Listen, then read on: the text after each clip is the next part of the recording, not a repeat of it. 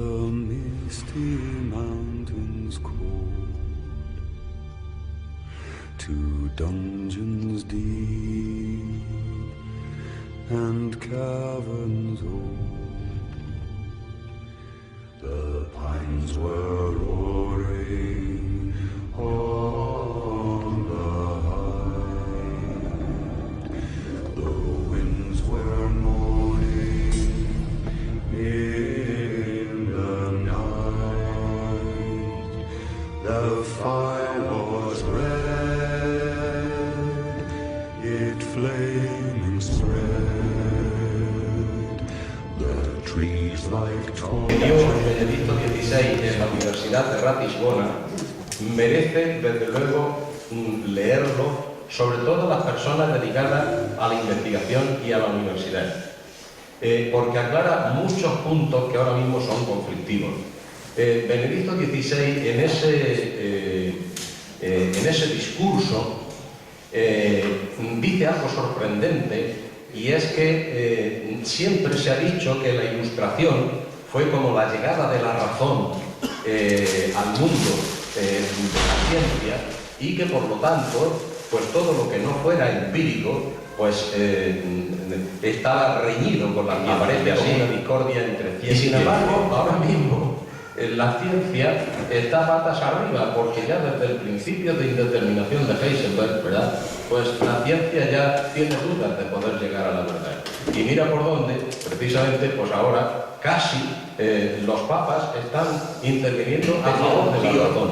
Farmacéutico, que fue el que le abrió la curiosidad y hizo farmacia, precisamente por influencia de su tío. Su profesor de química en bachillerato fue la primera mujer licenciada en España en química, esa fue su profesora de química. Desde ahí ya le vino una curiosidad, y entonces montó un laboratorio al lado de la farmacia de Armonía de Andalucía, es premio Príncipe de Asturias de Investigación Científica y Técnica, premio de investigación Jaime I, es medalla de oro de la universidad. Aparte de darle las gracias a don Manuel, que lleva persiguiéndome desde hace años y al final lo ha conseguido, el que sigue lo consigue, y él me ha seguido persiguiendo y ha conseguido. Me da la impresión de que en Sevilla se le está prestando poca atención a la Madre de Jesucristo, a la Virgen María, cuando realmente es la estrella de la nueva evangelización. Desde el Concilio Vaticano II, la verdadera estrella, la verdadera estrella de la nueva evangelización es la Virgen. Él habla un poco de mi currículum, yo no pensaba hablar, pero las circunstancias hay que aprovecharlas, y hoy es una circunstancia muy especial. Él se ha referido a Benedicto XVI, y yo le voy a decir a ustedes que yo inicié mi carrera investigadora en Alemania el año 54 en la Universidad de Münster, que es la capital de Westfalia, donde Felipe IV firmó la paz de Westfalia. Una ciudad preciosa, como aquí puede ser Ávila o Santiago, de estas ciudades que son casi monacales, y el Papa hoy Benedicto XVI, varios años después que yo estuve allí de profesor de teología.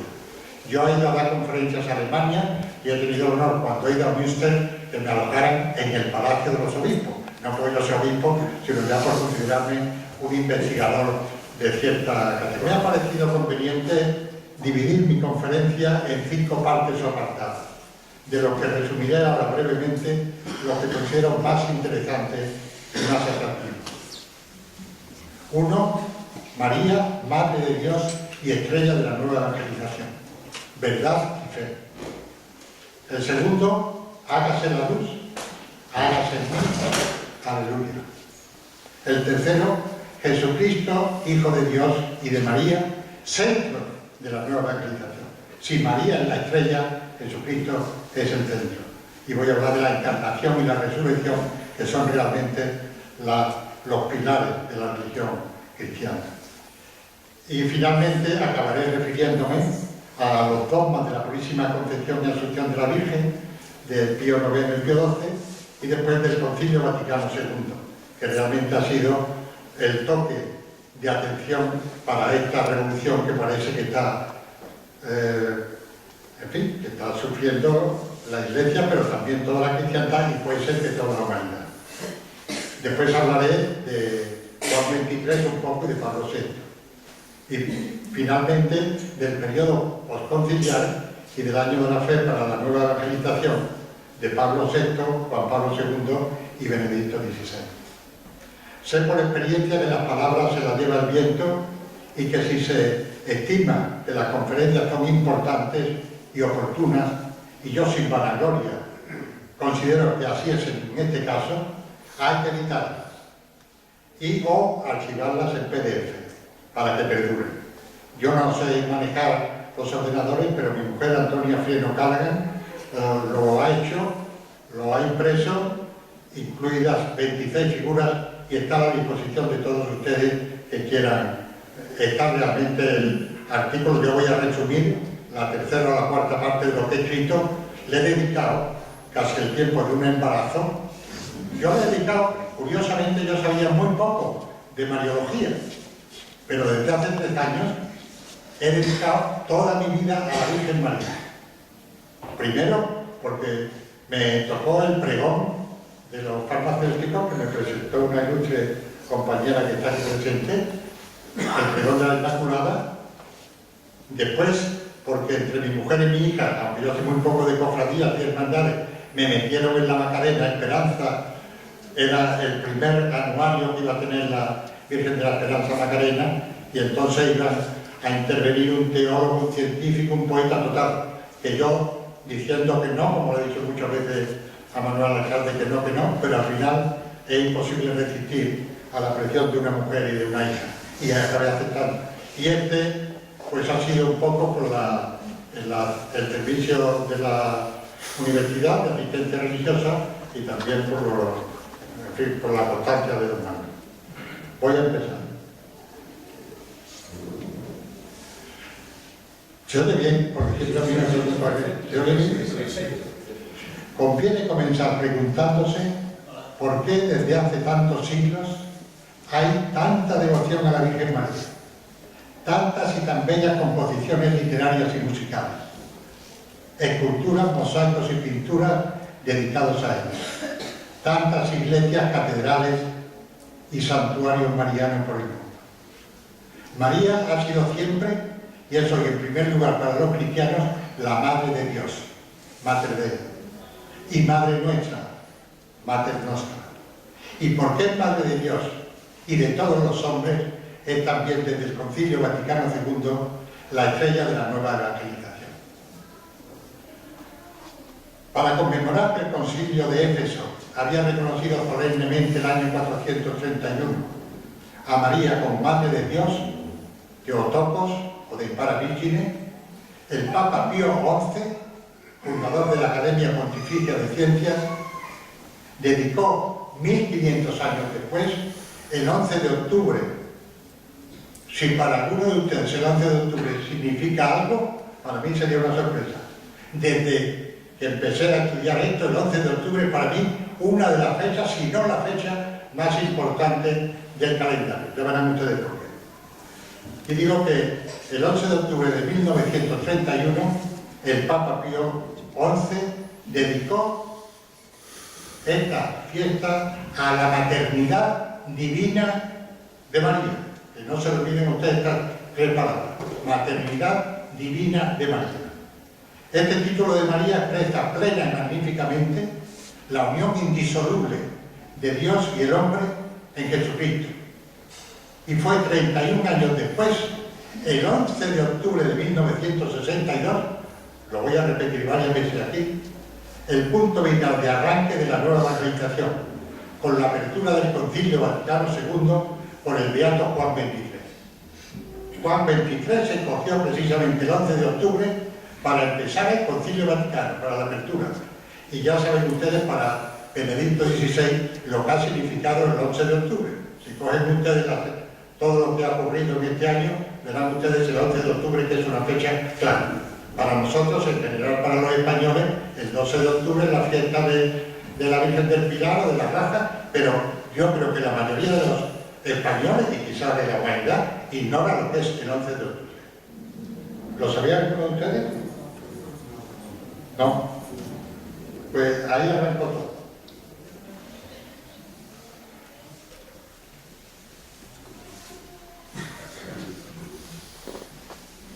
El siervo de Dios Pablo VI, el Papa que clausuró el concilio en 1965, afirmó en la homilía al final de la última sesión: para valorar bien este acontecimiento, el Concilio Vaticano II, se lo debe mirar en el tiempo en el cual se ha verificado.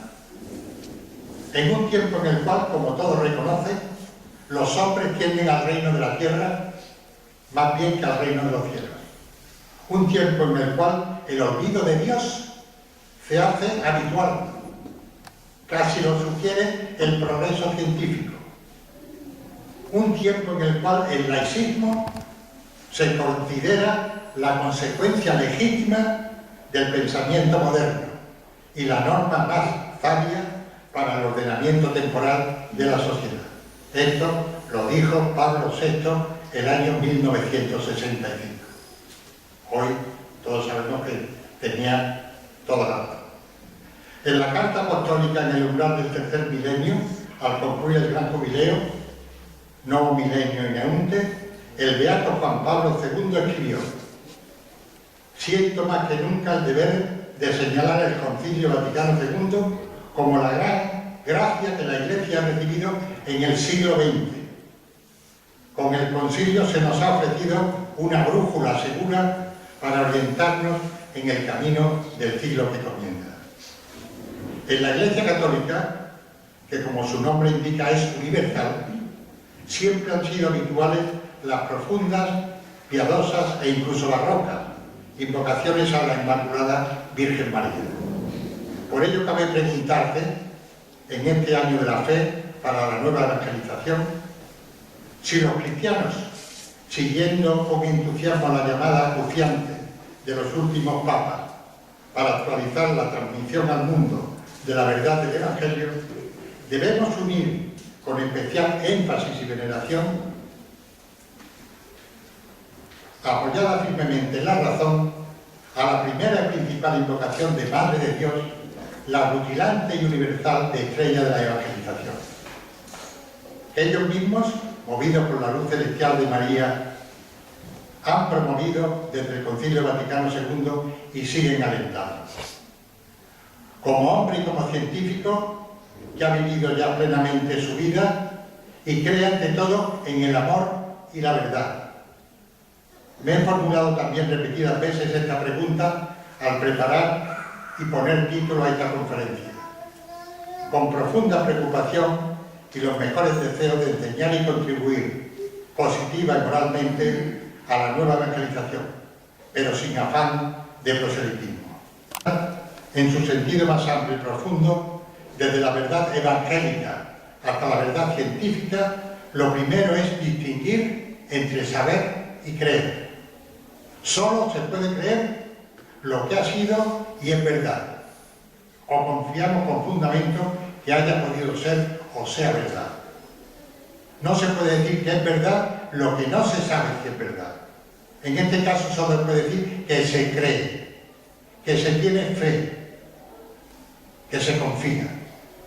Un padre cree que sus hijos son suyos, pero la que lo sabe, si lo sabe, es su madre. La historia es la gran maestra de la humanidad y nadie, absolutamente nadie, creo que San Agustín dijo que ni Dios, fíjense, que ni Dios, nadie puede cambiarla un ápice, la historia, lo que ya ha sucedido, ni idealizarla a su antojo. Creer lo que no es verdad es una aberración. San Ambrosio, reconciliador de arrianos y ortodoxos, padre de la teología mariana, padre y doctor de la Iglesia y arzobispo de Milán, que convirtió a San Agustín, vio con claridad que la naturaleza a la que ha dedicado su vida Manuel Alcalde y yo y muchos otros, la naturaleza es la mejor maestra de la verdad, porque tiene las leyes de la naturaleza, que no las puede haber puesto nada más que alguien muy superior a todos los seres humanos, lo que llamamos Dios. El mismo San Agustín hizo notar que negar la verdad es el adulterio del corazón. San Juan de Ávila, declarado patrono del clero secular por el venerable Pío XII, canonizado por el siervo de Dios Pablo VI y recientemente nombrado doctor de la Iglesia, uniendo su nombre a los 33 doctores anteriores, fue fiel servidor y testigo de la verdad. Suya es la frase: la verdad no se ha de callar, y debe decir con mucha afirmación, diciendo que aunque el ángel del cielo otra cosa evangelizare, no debe ser creído. Saber es certeza, creer, confianza y esperanza. La Biblia nos dice que Dios creó al hombre a su imagen y semejanza. Pero ¿qué somos en realidad los hombres? Los hombres de ayer, de hoy y de mañana. Seres inteligentes, conscientes, capaces y libres. Los cristianos creemos, por no decir sabemos, que gracias a nuestra inteligencia podemos llegar al conocimiento de las leyes naturales que gobiernan el universo y a nosotros mismos. Y que gracias a nuestra conciencia y a la ley moral en ella escrita, podemos distinguir el bien del mal y obrar en consecuencia con libertad y justicia. Todo lo debemos a la voluntad, poder y sabiduría de un ser supremo, creador del cielo y de la tierra, a quien muchos llamamos Dios, y a la venida de su Hijo Jesucristo, que nos reveló a su Padre. El corazón y la mente han de potenciarse mutuamente y nunca anularse.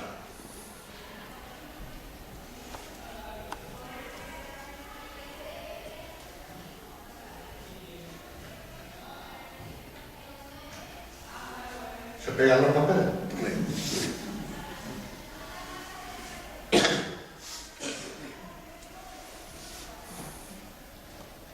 El beato cardenal Newman, uno de los grandes hombres del siglo XIX, supongo que muchos de ustedes habrán leído algunas de sus obras, la idea de una universidad es preciosa, fervoroso amante de la Inmaculada Virgen María, fue sacerdote anglicano antes de su conversión al catolicismo. En el sermón de Reverence Due to the Virgin Mary, que predicó antes de su conversión, el 25 de marzo, el día de la Anunciación, resaltó con gran fuerza las palabras que el arcángel Gabriel dirigió a la Virgen. Para Newman, toda la teología de la redención cobra sentido gracias a este dogma básico de la encarnación. Entre comillas, la verdad más grande y más fundamental de la revelación. Que Dios se ha hecho hombre. Fíjense lo que eso significa. Que Dios se ha hecho hombre. El día 25 de marzo se celebra esta fiesta. Como la del 11 de octubre, también el día de la fiesta de la Anunciación del año pasado, en Cuba, probablemente cuando Benedicto XVI tuvo ese traspiés que al encender la luz se tropezó con el lavabo. En fin, no sé si han leído ustedes los detalles, seguramente allí fue donde él decidió esto de dejar ya el Papa.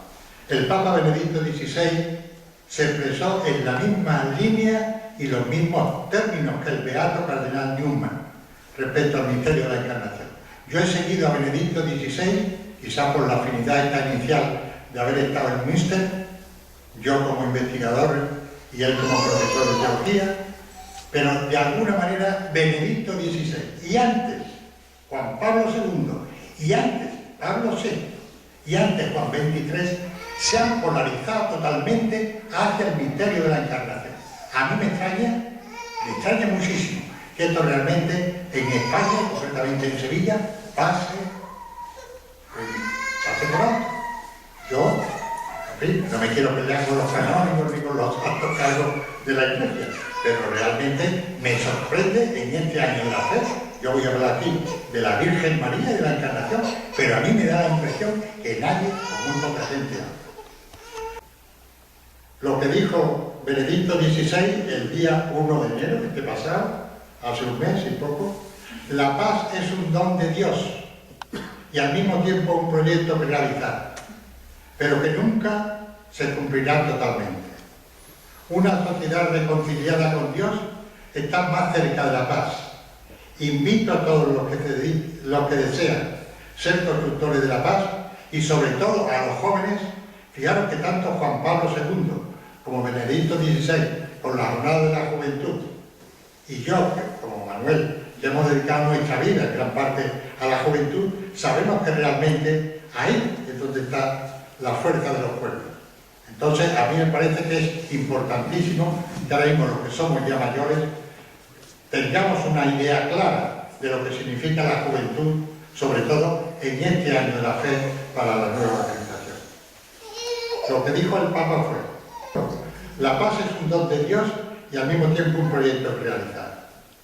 Una sociedad reconciliada con Dios está más cerca de la paz, la fuerza inagotable para orientar al mundo con un espíritu nuevo, capaz de no repetir los errores tan graves del pasado. La humanidad vive momentos de crisis y cambios radicales. En un mundo globalizado, polifacético y cambiante, hay que practicar el diálogo entre todos los hombres honrados y sesudos, incluidos incrédulos y ateos. Un mensaje para ser universal tiene que ser abierto, todo amor y verdad, y para todos. Justo, pacífico, neutral y no sectorial en ningún sentido. Así lo proclama la Iglesia, reconociendo arrepentida sus propias luces y sombras. Como sabe y sentidamente reconoció Einstein, science without religion is lame. Religion without science is blind.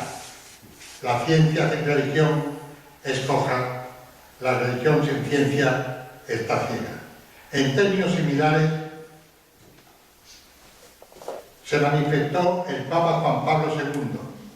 La ciencia puede purificar la religión del error y la superstición, mientras que la religión puede purificar la ciencia de la idolatría y absolutos falsos.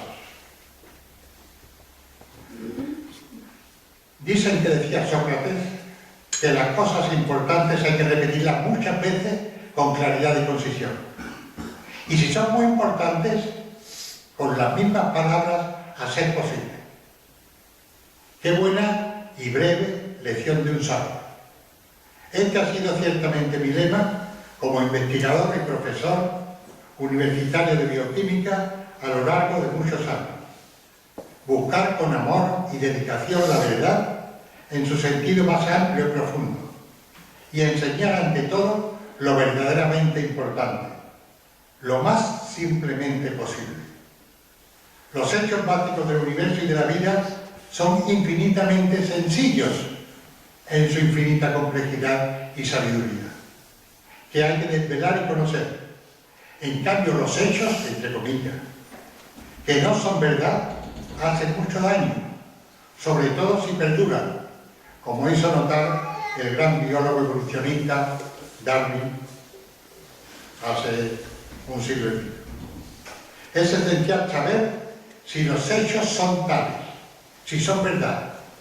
La mentira siempre es falsa, y aunque pueda ser piadosa y bien intencionada, a largo plazo siempre es dañina. La labor del profesor es enseñar y formar, educar a ser hombre. Yo sabía empezar la primera lección del curso con la siguiente frase: gracias a la luz somos, y gracias a la luz vemos y vivimos. Bendita sea la luz. También el agua, el aire y la tierra, los 4 elementos de lo que es. Bendita sea la luz y el que nos la envía. Era también la hermosa oración que rezaban al salir de las tinieblas de la noche y ver alegres amanecer en medio del océano los marineros de la carrera de Indias que salían de Sevilla, puerta y puerto de las Indias. La vida es maravillosa y hay que procurar vivirla con intensidad, generosidad y alegría. Reflexionar sobre el pasado, presente y futuro del universo con conocimiento y responsabilidad da sentido pleno a la existencia humana y nos abre horizontes ilimitados, pero comprometidos de eternidad. La vida en la Tierra es breve y pasajera y acaba para todos con la muerte en un abrir y cerrar de ojos. Es obvio que no se puede vivir triste, sin amor, sin fe, sin entusiasmo, sin esperanza. También es evidente para los cristianos que tampoco se debe morir sin tener estos divinos consuelos. En nuestro siglo de oro, Fray Luis de León escribió una luminosa y esperanzadora oda sobre la verdad y la vida eterna que dedicó a Felipe Ruiz. Voy a resumirla brevemente. ¿Cuándo será que pueda, libre de esta prisión, volar al cielo y contemplar la verdad pura sin velo?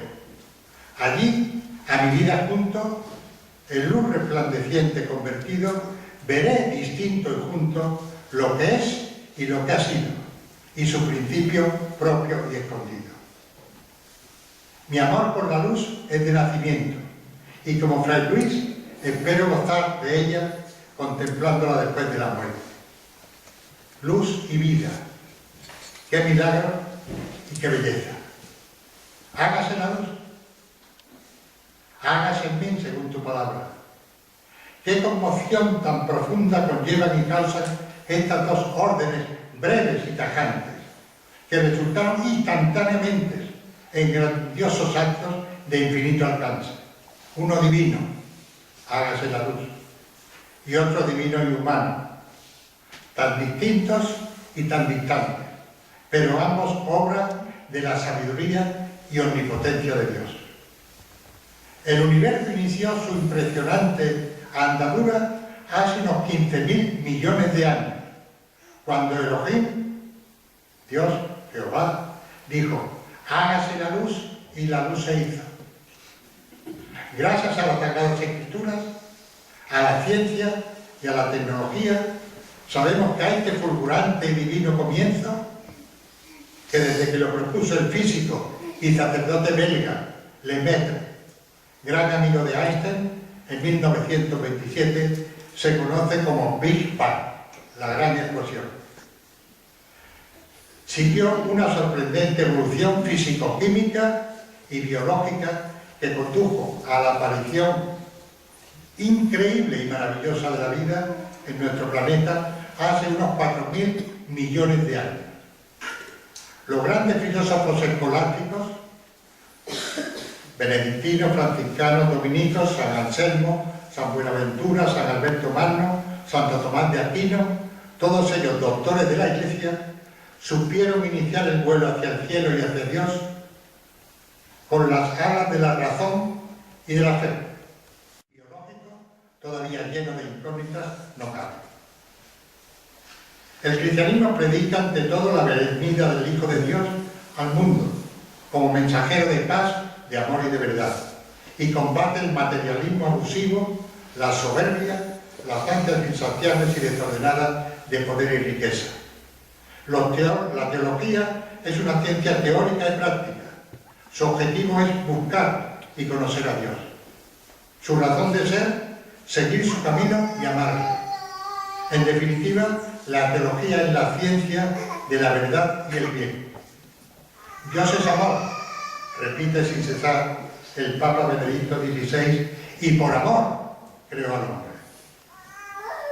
Qué magnífico profesor de teología debió haber sido San Juan de la Cruz, judeoconverso, carmelita descalzo y uno de los mayores poetas líricos de cualquier época o país, en frente del gran hispanófilo inglés Gerald Brennan, describió en su cántico espiritual la hermosura de la creación con una altura y finura intelectual y una musicalidad y transparencia del lenguaje difíciles de superar. Dios esparce amor por la creación y las criaturas son su rastro maravilloso. María más que ninguna. La contemplación de la belleza y la gracia de la imagen de la Virgen María recreaba, ponía amor e iluminaba el alma del santo más que ninguna otra. San Juan vio con claridad y alegría la luz divina en la celda triste y oscura de Toledo, donde sus hermanos de la orden le tuvieron preso en pleno siglo de oro. Y en ella escribió también sus incomparables romances, que inicia con profundo conocimiento, brillante ingenio y extraordinaria candidez, relatando el misterio insondable del principio. Él moraba en el principio, y principio no tenía. Él era el mismo principio, por eso de él carecía. Fíjense que el principio, como la eternidad, el tiempo, el espacio, son conceptos, idealizaciones y realidades que desbordan la inteligencia humana.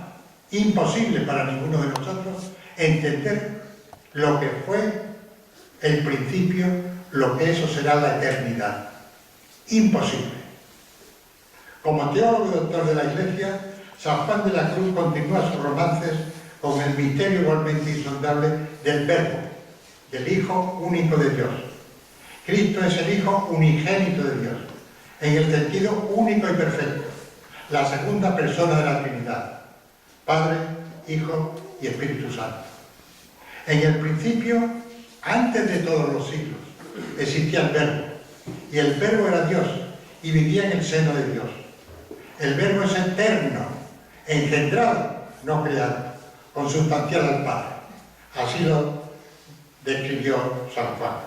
En el principio moraba el Verbo y en Dios vivía, en quien su felicidad infinita poseía. En el romance octavo, cuando María da con su sí el consentimiento a la voluntad del Padre, en el momento cumbre de la historia humana, la creación y todos los hombres entran en el diseño divino. El Verbo, el Logos, la Palabra de Dios, se engendra virginalmente en el seno de María por obra y gracia del Espíritu Santo y se hace hombre sin intervención alguna de varón. ¿Cómo podemos los hombres del siglo XXI imaginar siquiera, por mucho que sepamos, por mucho que nos esforcemos, que el Verbo, que vive desde el principio eterno en el seno del Padre, Creador y Señor del universo, haya venido al seno de María, la joven elegida por Dios desde el principio, como joya purísima, de valor insuperable, que vive ignorada en un humilde hogar de la aldea de Nazaret? Ciertamente, se crea o no en este milagro de trascendencia infinita como hecho real, nuestra inteligencia no da para tanto. San Juan de la Cruz describe con sencillez y encanto el misterio sobrenatural de la encarnación de Jesucristo cuando María da su reflexivo y comprometido sí al arcángel Gabriel en la Anunciación. Así dice San Juan. Y quedó el Verbo encarnado en el vientre de María. Y el que tenía solo padre, ya también madre tenía, aunque no como cualquiera que de varón concebía, que de las entrañas de ella él su carne recibía, por lo cual hijo de Dios y del hombre se decía. Fíjense qué belleza, y qué sencillez.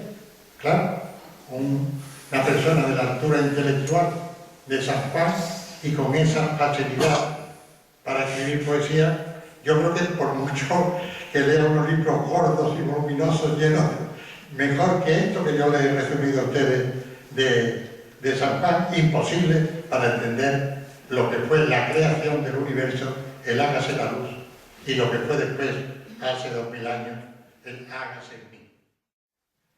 Jesucristo, el Hijo de Dios, la palabra de Dios hecha carne, fue concebido en María por obra del Espíritu Santo. Verdadero Dios y verdadero hombre, por tanto, poseyó en una única persona dos naturalezas perfectas, la divina y la humana. Debemos en conciencia, habida cuenta de la estremecedora responsabilidad sobrehumana que conlleva aceptar esta decisión, no solo los cristianos, sino todos los hombres de buena voluntad, dar juiciosa y confiadamente en el año de la fe el sí al sí de María. Un sí que es crítico y decisivo y no admite medias tintas y contribuye así a la nueva evangelización. A pesar de las ineludibles dudas y de infinidad de avatares, así lo han proclamado con convencimiento y responsabilidad la Iglesia y el pueblo cristiano desde sus orígenes.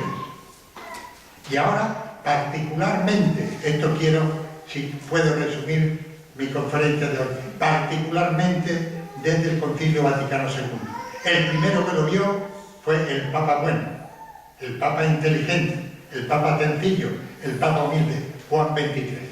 Él fue el que lo vio y el que se fue a Loreto antes de abrir el concilio, el 11 de octubre, el día 4 se fue a Loreto.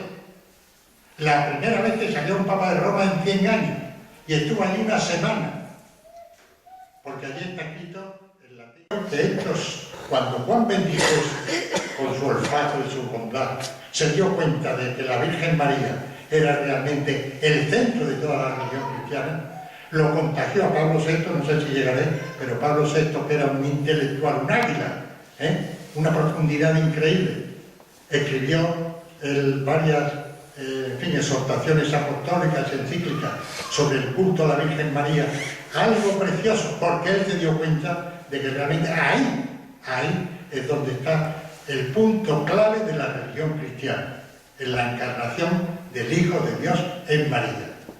Si no es verdad, indudablemente, pues ¿qué le vamos a hacer? Como tantas cosas, se derrumbarían lo que he dicho antes, catedrales, iglesias, monasterios, todo, pero para los cristianos, y tenemos que procurar ahora decirlo con toda claridad, porque claro, cuando a uno le preguntan, ¿usted es creyente? Se cree que uno es tonto. Pero usted cree esas tonterías, a mí me lo han dicho muchas veces, pero usted es tonto, Y muchos estudiantes de la universidad tienen ese complejo. ¿Cómo vamos a creer en la encarnación? ¿Cómo vamos a creer en la resurrección? ¿Cómo vamos a creer en el origen del universo? Es que en un punto, en un instante, en un átomo primigenio sale el universo, con todas las leyes, que después se llamará la ley de Newton, la ley de Einstein, la ley de Planck, pero quien las hizo no fueron ninguno de ellos, las han descubierto después. Y si no las descubren ellos, no hubieran descubierto los otros, a lo mejor don Manuel. Pero no sé, pero en fin, cualquier físico de la altura podría haber sido un Newton. Eso es así. O sea, Galileo, ¿confían ustedes? La Carmona Galileo, si la Tierra giraba o no. El ver salir el sol. Yo he dormido en la vega de Carmona, he dormido muchas noches en el verano al raso, como se suele decir, y he visto salir el sol. Claro, cuando no ve salir el sol, eso, verlo salir, porque lo ve uno salir y lo ve uno después ponerse. Eso es una cosa impresionante. Claro, cuando ahora se sabe la cantidad de leyes que rigen eso, y si no saliera el sol, nosotros no estamos aquí, en fin, si yo entrara a hablar de la luz del sol, o se emborracharía, pero yo estoy borracho cuando hablo de la luz, porque realmente es increíble. Entonces, a uno le dicen, ¿pero tú crees eso? Hombre, pues si ha ocurrido, ¿cómo no lo voy a creer? ¿Cómo no voy a creer que el Big Bang, cuando lo propuso Lemaitre, que ya he dicho era físico y sacerdote, le criticaron mucho, incluso sus compañeros, porque decían, claro, como este es de la cuerda, ha leído la Biblia, y en la Biblia dice, hágase la luz, pues ya está. Claro, eso lo dijo Lemaitre como físico teórico, extrapolando hacia atrás la expansión actual del universo. Pero van 4 premios Nobel en estos años recientes, porque han fotografiado el nacimiento del universo. Claro, entonces, a mí que me digan que si yo creo en la encarnación o creo en la resurrección, pues yo digo que creer sí, pero naturalmente creo si es verdad. Si no es verdad, lo que dijo San Pablo sobre la resurrección, entonces nuestra fe es vana, eso no cabe duda. Yo me parece que voy a dejarlo aquí. Bueno, voy a acabar. ¿Qué dicen ahora? ¿Qué dicen los poetas, los pintores, los músicos, los escultores y demás artistas acerca del misterio de la Anunciación? Juan Ramón Jiménez, el andaluz universal de Moguer, ya saben ustedes, Premio Nobel de Literatura, reflejó la sencillez triunfal del misterio de la Anunciación con exquisita fidelidad y delicadeza, en su magistral poema que rememora con palabras virginales el inigualable cuadro del espiritual quattrocentista italiano Fra Angelico. No sé si ustedes han visto o no el cuadro de la Anunciación de Fra Angelico del 400, pero es para hincarse de rodillas. Este santo dominico, conocido precisamente como el pintor de la Anunciación, fue beatificado por el Papa Juan Pablo II y declarado patrón de todas las artes nobles y especialmente de la pintura. Este es el poema de Juan Ramón. Trasunto de cristal, bello como un esmalte de atafía. Desde la galería se veía el jardín y María Virgen, tímida, plena de gracia, igual que una azucena, se doblaba al anuncio celestial. Un vivo pajarillo volaba en una rosa. El alba era primorosa y cuasi la luna matinal se perdía en el sol nuevo y sencillo, el ala de Gabriel, blanco y triunfal. Memoria de cristal. Esto es de Juan Ramón. La vida, y especialmente la vida humana, es el más fantástico regalo divino y un milagro cotidiano del universo. Y el universo está lleno de misterios y de milagros. La muerte es una realidad incontestable.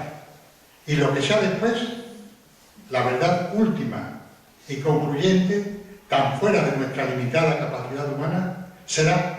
Lo que sea, será. No hay alternativa posible, ni cabe la menor duda. Aunque la esperanza humana esté en crisis, hay que tener fe firme en Dios, nuestro Padre Creador, y en nuestro destino. A los hombres que conscientemente confiamos en Dios, en el Dios que se reveló en su Hijo Jesucristo y en su Madre, que lo concibió por el Espíritu Santo, y también en los propios hombres. O sea, no solamente hay que creer en Dios y en Jesucristo, en los hombres. Los hombres estamos hechos, por la Biblia, a imagen y semejanza del Creador. Hay que ver lo que han hecho los hombres. Hay que ver lo que han hecho los hombres. Entonces, a todos los hombres que somos las criaturas de Dios, nos queda la esperanza cristiana salvadora, basada en la palabra de Jesús y basada en que el mal no triunfará, el mal no prevalecerá, no ganará. Eso es una cosa que cuando uno ve cómo está el mundo, dice, bueno, aquí vamos de cabeza todos a... Pues no, hay que tener fe, hay que creer que realmente el mal no prevalecerá, las puertas del infierno no prevalecerán. Y con esto termino ahora.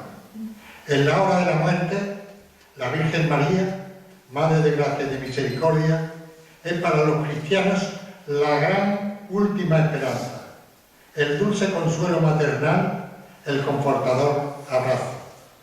Los cristianos creemos que Jesucristo, después de su pasión, crucifixión y muerte, pasó el sábado santo de la soledad y oscuridad más absolutas del sepulcro a la luz resplandeciente de la resurrección en la vida eterna.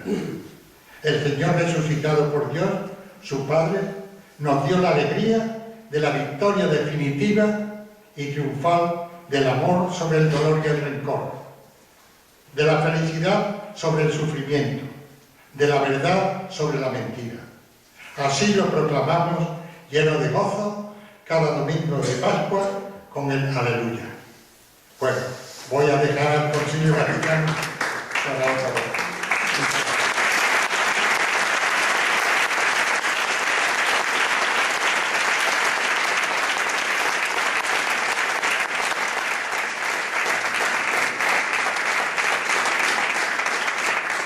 Tienen ustedes a su disposición la conferencia completa, que es casi 3 veces lo que era esta charla, y también el resumen.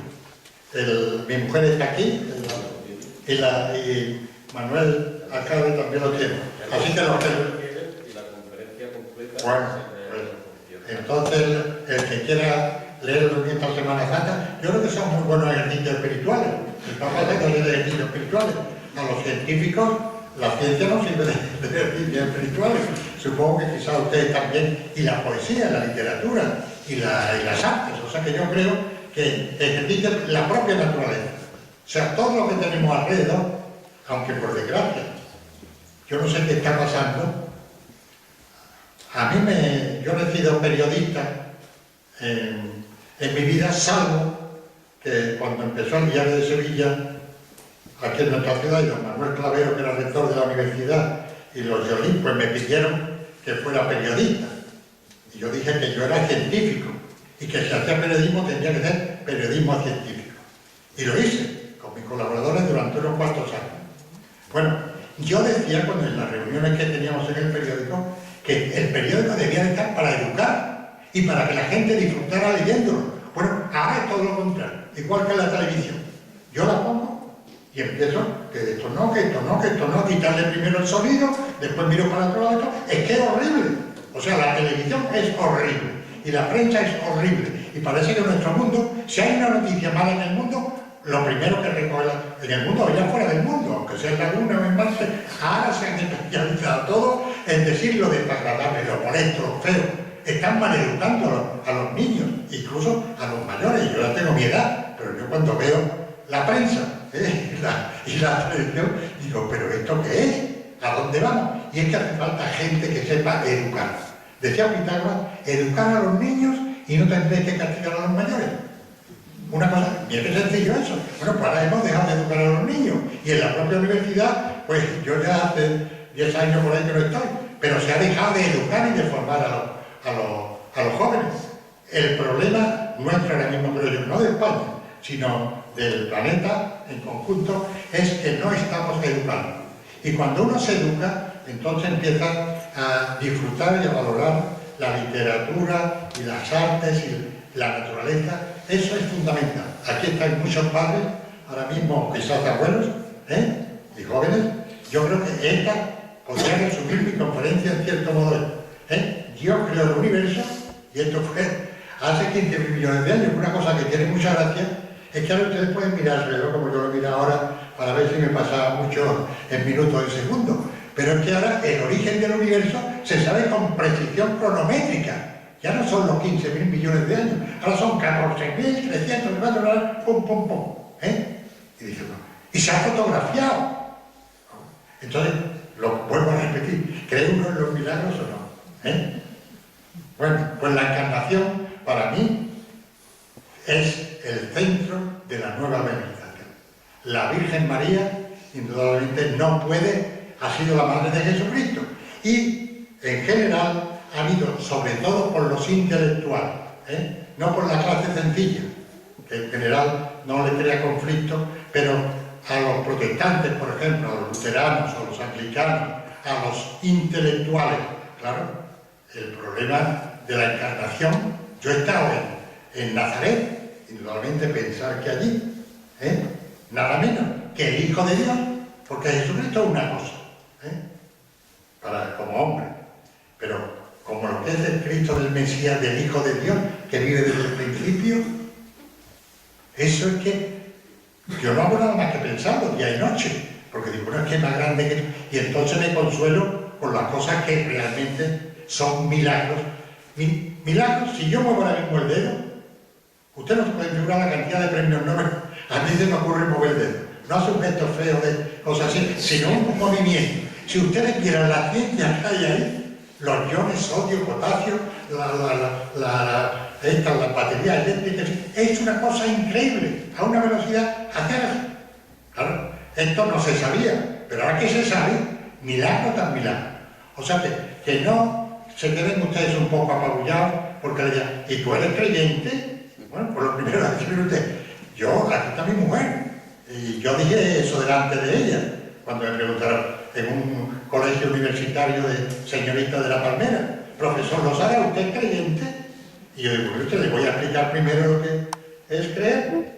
Yo creo que mis hijos son mis hijos, tengo 4, 3 niñas y un varón, pero la que lo sabe, si lo sabe, es mi mujer. Ella se puso como un tomate y allí hubo un silencio sepulcral. porque ha dicho una de las verdades evidentes respecto a lo que es creer y lo que es saber. Eso puede parecer una tontería, pero es importantísimo.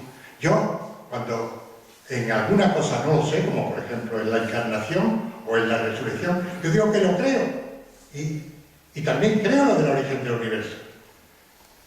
Entonces se dice uno, ¿qué debemos de hacer los cristianos ahora en el año de la nueva evangelización? Pues decir estas verdades con la reserva de no escandalizar por parecer que somos más de lo que somos. Somos, en fin, criaturas que vivimos aquí un periodo cortísimo. La concepción es un milagro. Fíjense que de Adán y Eva, o lo que fuera, una parejita, ha salido toda la humanidad. Hoy somos 7.000 millones. No se sabía, cuando yo empecé a estudiar la carrera, yo estaba con don Severo Ochoa, que descubrió el RNA, y con Conver el DNA, viviendo con ellos aquí en América, y después aquí muchas veces. Entonces no se sabía en absoluto lo que eran las moléculas estas de ácidos nucleicos.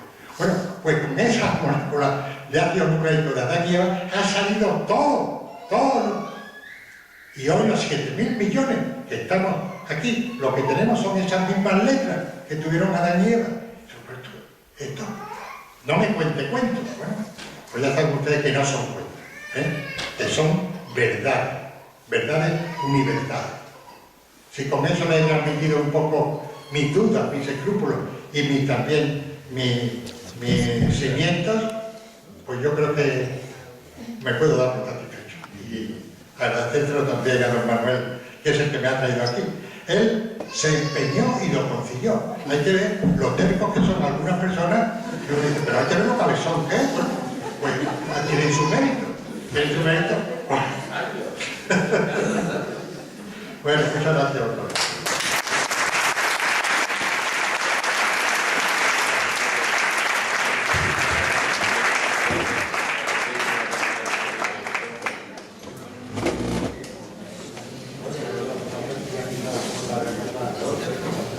No, ¿queréis hacer alguna pregunta aprovechando esta ocasión? Porque no la vamos a tener muy oportuna. Otra vez. Y lo primero que yo tengo que decirles a ustedes como científicos que yo no creo en Dios. Bueno, bebí un buchito de agua, la gente me miraba y vuelvo. Pero no voy, por si no ha quedado claro, voy a subrayarlo, voy a repetirlo. Como científico, yo no puedo creer en Dios. Y como científico, lo que sí puedo decir es que Dios existe. Que Dios existe.